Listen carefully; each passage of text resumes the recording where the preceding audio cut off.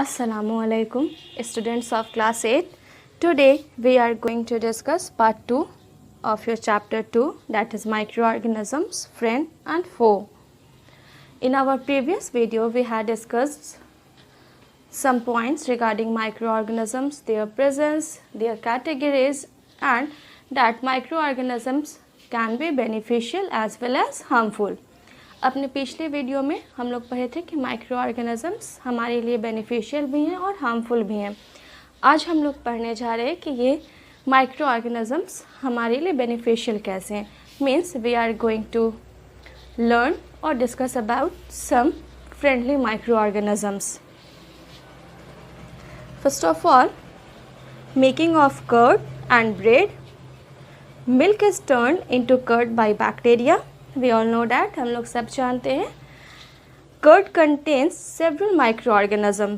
Curd में बहुत सारे माइक्रो ऑर्गेनिज्म होते हैं, उनमें से जो मेन है उसका नाम है लैक्टोबैसिलस। हम लोग पिछले क्लास में पढ़े थे कि बैसिलस एक बैक्टीरिया का शेप होता है, रॉड शेप बैक्टीरिया। तो ये जो लैक्टोबैसिलस बैक्टीरिया है, it is a rod shape bacteria which promotes the formation of curd, जो कि कर्ड का फॉर्मेशन को क्या करता है, प्रमोट करता है। Bacteria are also involve in the making of cheese, pickles and many other food items. Bacteria क्या करता है, हमारे लिए किस चीज़ में मदद करता है, चीज़, पिकल्स और भी बहुत सारे फूड आइटम को बनाने में। The next topic is commercial use of micro organisms. Micro organism को अगर हम लोग लार्ज स्केल पे यूज़ करते हैं विनेगर बनाने के लिए, means acetic acid. East is use for commercial production of alcohol and wine. East is a fungi, unicellular fungi. उसको किस चीज़ में यूज़ किया जाता है, वो कमर्शियली यूज़ होता है अल्कोहल एंड वाइन के प्रोडक्शन में। The process of conversion of sugar into alcohol is known as fermentation. Yeast को लोग ग्रो कराते हैं, जैसे कि हम लोग कोई भी क्रॉप ग्रो करवाते हैं, वैसे ईस्ट की भी कल्चरिंग होती है और फिर लोग उससे क्या करते हैं, कमर्शियली मीन्स लार्ज स्केल पे उससे वाइन एंड अल्कोहल का प्रोडक्शन करवाते हैं। और ये अल्कोहल का प्रोडक्शन कैसे होता है, by the process of fermentation. Fermentation क्या है, शुगर जब अल्कोहल में कन्वर्ट हो तो उस प्रोसेस को हम लोग फर्मेंटेशन कहते हैं।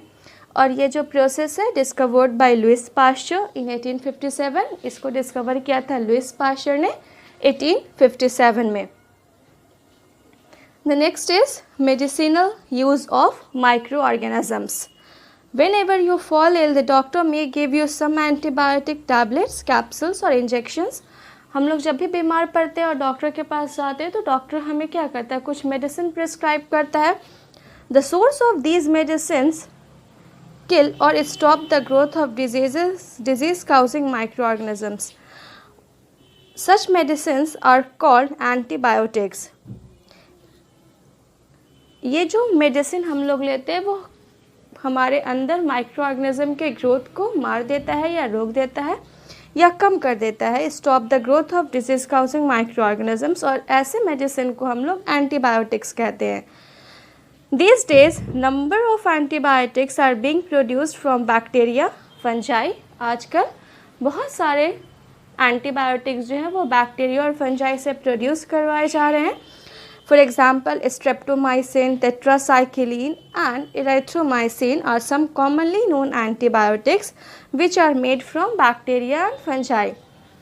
Penicillin was the first antibiotic. ये यहाँ पे आपको दिख रहा होगा, ये पेनिसिलिन जो था वो पहला एंटीबायोटिक है, discovered by Alexander Fleming in 1929।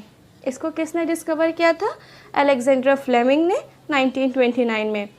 Actually this invention is accidental, means वो किसी और चीज़ पे काम कर रहे थे, बैक्टीरिया पे, बट उन्होंने क्या देखा, कुछ फंजाई का ग्रोथ हुआ है और वो फंजाई के ग्रोथ की वजह से बैक्टीरिया के ग्रोथ स्टॉप हो गए हैं। मीन्स बैक्टीरिया का जो ग्रोथ था वो स्टॉप हो गया और उसमें से कुछ बैक्टीरिया जो है वो मर भी गया था। तो उससे फिर इन्होंने क्या किया, द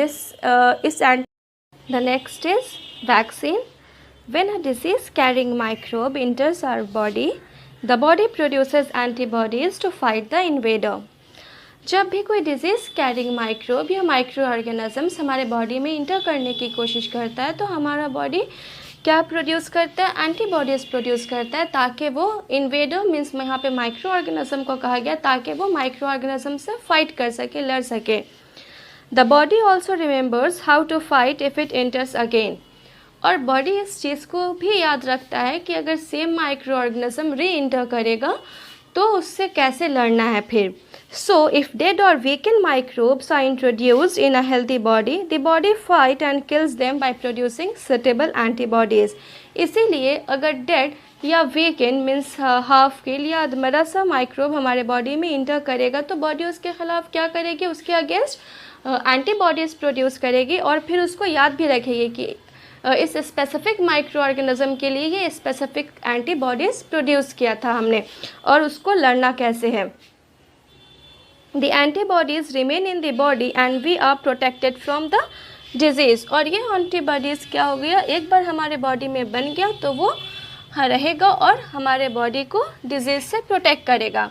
और वैक्सीन में यही होता है, वैक्सीन में हाफ किल्ड और डेड माइक्रो ऑर्गेनिज्म को इंजेक्ट किया जाता है ताकि हमारा बॉडी उसके अगेंस्ट वो एंटीबॉडीज़ बना ले और आगे फाइट करने के लिए तैयार रहे। और इस प्रोसेस को हम लोग वैक्सीनेशन कहते हैं। बहुत सारा diseases for example cholera, tuberculosis and small pox, hepatitis और भी बहुत सारी डिजीज़ हैं जिसके लिए वैक्सीनेशन ऑलरेडी प्रेजेंट है। Edward Jenner discovered the vaccine for small pox in 1798। सबसे पहला वैक्सीन जो बना था वो स्मॉल पॉक्स के लिए बना था और उसको बनाने वाले थे Edward Jenner. Increasing soil fertility, some bacteria, blue-green algae are able to fix nitrogen from the atmosphere to enrich soil with nitrogen and increase its fertility। हम लोग क्लास 7 में भी पढ़े थे कि कुछ बैक्टीरिया जो होते हैं वो रूट नोड्यूल्स में प्रेजेंट होते हैं and they convert the atmospheric nitrogen into that form which can be used by plants. वो एटमॉस्फेरिक नाइट्रोजन को ऐसे फॉर्म में चेंज करते हैं जो कि प्लांट जिस फॉर्म में उस नाइट्रोजन को यूज़ कर सके और इसके थ्रू क्या करते हैं, वो सॉइल की फर्टिलिटी को इंक्रीज़ करते हैं। वैसे माइक्रो ऑर्गेनिजम्स को हम लोग बायोलॉजिकल नाइट्रोजन फिक्सर्स कहते हैं।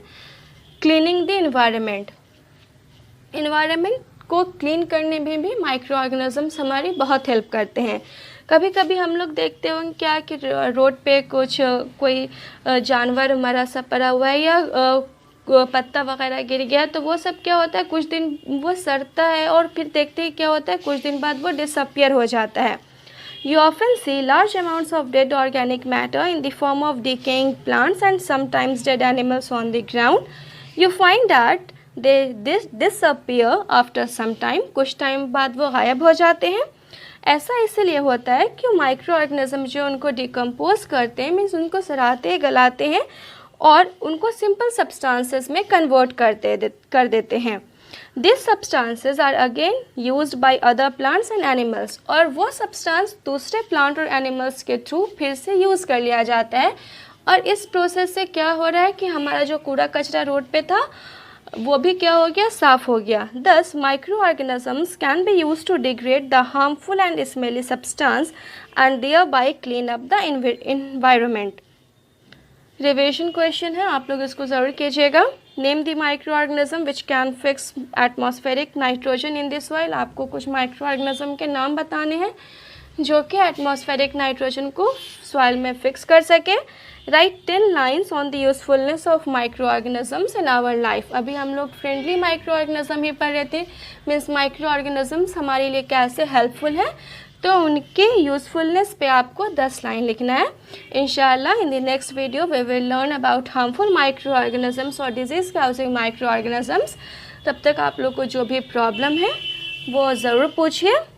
थैंक यू, अल्लाह हाफिज़।